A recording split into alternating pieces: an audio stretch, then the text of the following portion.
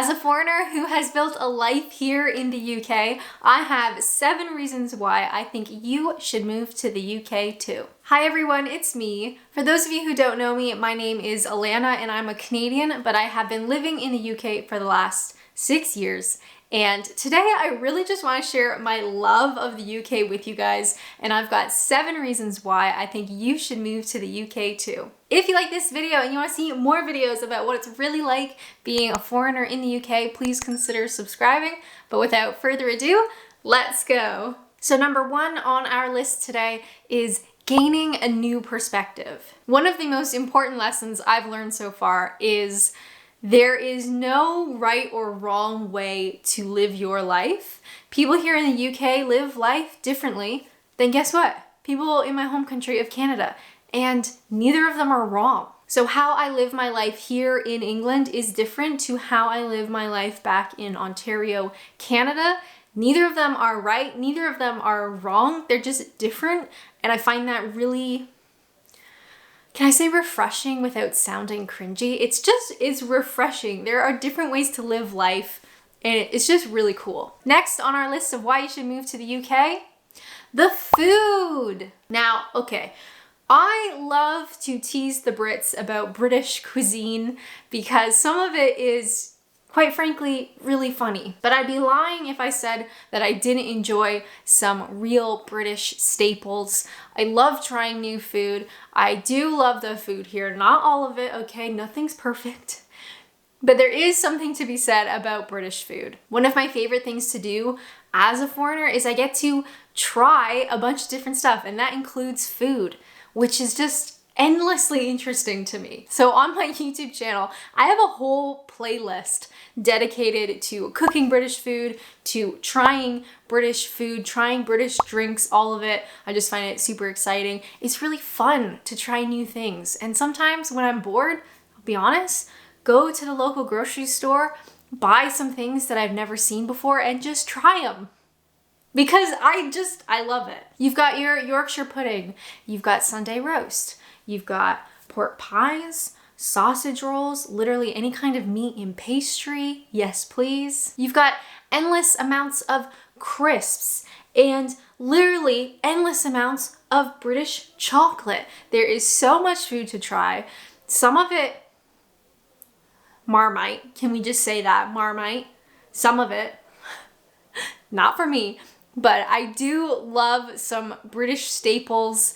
And it is a lot of fun being able to try new things that I never would have had this experience had I not been living here. Oh, hi there. Do you want more Adventures in Apps content beamed directly into your eye holes? Please consider joining me on Patreon. I post a full-length video on Patreon every week, and I've been doing it for years. That's 179 videos, and when you join Patreon, you can go back in time and watch every single one of them. Don't tell anyone, it's a loophole. YouTube's algorithm and I have a complicated relationship, but Patreon literally does not care. So if you want to keep Adventures in Apps alive while still getting exclusive content, please consider joining me on Patreon. That's it. Number 3. Next point is new experiences. I think it goes without saying that moving to a foreign country means that you are going to be out of your comfort zone, but also you'll be able to experience new things. Just about new everything. Every aspect of your life will probably be different. It's just gonna be totally new. And while that can be really overwhelming and scary and difficult at first, and I mean, even sometimes later on, I'm not gonna lie, but again, to have the privilege of having new experiences through just your day-to-day life, from traveling around the UK and getting to go to new museums or new historical monuments or all that kind of fun stuff, and also all the new experiences I've had working in the UK, meeting new coworkers, working with the British public, for better or for worse.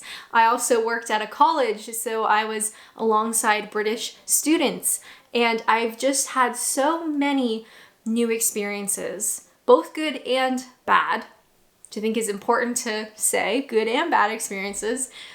but they are new experiences nonetheless. So it really does, I don't know, keep life interesting. It's new, right? Even after living here for 6 years, I'm still experiencing new things. I'm still taste testing new things. I'm still seeing new things. You know, I don't think I'm ever going to get to a point where I have seen and done and tried everything in the UK. I just don't think it's possible. But I'm gonna try. The fourth reason why I think you should move to the UK is the NHS. Let me have just like a little bit of a rant. I know the NHS is not perfect. I know people watching this video will have varying opinions. I know people in the comments will have varying opinions, and that's okay. But I gotta say, the NHS is a wonderful thing, and I do not think it should be taken for granted. It's very important. Now, while I am Canadian, I do have some family members who have lived in the US pretty much their whole lives. They're American citizens now. They're very much, you know, living an American way of life. And as much as I love visiting the US and taking holidays in the US, I just can't imagine relying on their type of healthcare system.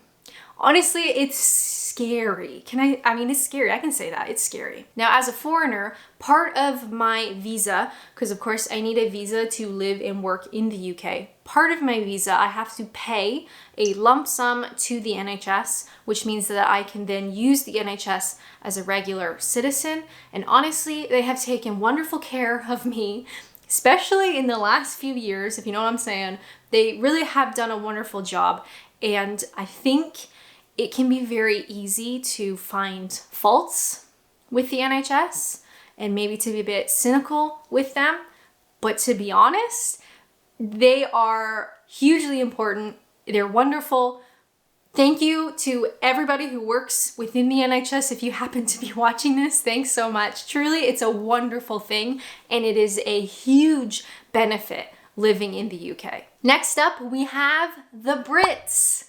I couldn't do this video without mentioning them. Now, the Brits are not perfect, contrary to probably what they're saying about themselves in the comments. I love you guys. You're not perfect. That's okay. There's literally no population in this big old world that is perfect. But I will say that for the most part, the British people have been extremely welcoming and friendly and supportive and kind and funny. You know, they are a good bunch of people, and they do not have to be welcoming to me, but they have been. So while I do not consider myself British, I'm never gonna sound like you guys.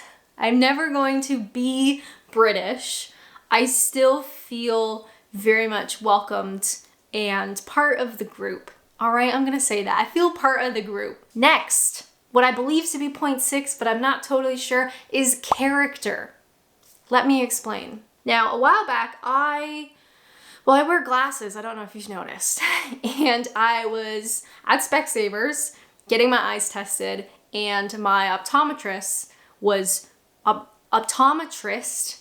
That always sounds weird when I say it. Anyway, he was British. I obviously was not. Where are you from? Canada. Oh, and then he was telling me about how he went to Canada to work for a period of time. And he said he really loved it, but it felt very sterile. And I've never heard Canada referred to in this way, but I absolutely understand what he meant. So in Canada, you know, relatively young country, many of the homes, the businesses, the shops, the stores, the roads, everything was pretty much built for purpose. It's very organized, it's very nicely laid out. It's very, you know, it's useful. So for instance, back home in Ontario, say I wanted to get groceries. I would drive to the local Walmart. The Walmart was a giant, when I say giant, I mean giant, rectangle brick building. It was built to be a Walmart. It's huge, it's ugly, there's really nothing to look at. It's built for purpose. It does what it says on the tin. It has a giant, beautifully laid out parking lot. You know, there's always a parking spot. You know, there's enough space. It's laid out nicely. It is literally built for purpose. However, there's no character at all. Compared to here, maybe I go to the grocery store, you know, the Sainsbury's or the Tesco, and it is inside a building that's like 400 years old. And the aisles are kind of wonky because the floor is a little bit slanted and the building's a little bit cramped. And the parking lot kind of sucks because it wasn't meant to be a Tesco parking lot and there's never enough spaces and it's all just a bit chaotic. But there is so much character in this one grocery store. So there is really something to be said about character here in the UK. There is so much history literally everywhere, and I imagine that a lot of the British people watching, you may not even notice it anymore because it is just the day-to-day life, right? Like you're not thinking about the history or the architecture or the, you know, you go into a pub and there's all these huge old beams on the ceiling and a pub has been on that spot for 600 years and there's just history everywhere. So when he said, loved Canada, but it felt very sterile, that sort of clicked and I realized that's a wonderful way to describe it. So while I love Canada and I love Ontario, the character aspect of buildings and just regular day shops and grocery stores and restaurants really cannot compete with the character and the history and the architecture of places here in the UK. The next reason why you should move to the UK is very appealing for anyone who needs to work, and it's vacation time. Now, in Ontario, in Canada, this is obviously very generalized, but typically when you are hired for, you know, a full-time position at any old company, you are given 2 weeks vacation. And if you stay with that company, perhaps for years and years and years, you can work up to gaining maybe a vacation day here or there over the years as you work for that one company. So I know for my mom, she worked at the same company for her entire adult life until she retired. She worked up to about 6 weeks vacation, but she had been with that company her entire working career. Now over here across the pond, I wish Canada would do this because it is truly wonderful. I'm gonna read you something from the UK Gov website. Are you ready? Almost all workers are legally entitled to 5.6 weeks paid holiday a year, known as statutory leave entitlement or annual leave. This includes agency workers, workers with irregular hours, and workers on 0-hour contracts. However, an employer can include bank holidays as part of statutory annual leave. Now, the UK does have quite a few bank holidays, so those may overlap with the amount of annual leave you are allowed, but either way, it is substantially more than Canadians get. So if you are looking to come to the UK as maybe a sponsored worker, you're getting sponsored by a company, the annual leave situation is very appealing. Now that I have been working in the UK for, the last 6 years, if I went back to Canada and I, had a regular job again and I was given my 2 weeks holiday, it would be a real culture shock because 2 weeks is just not enough to do anything worthwhile. So it is very exciting over here that you get so much more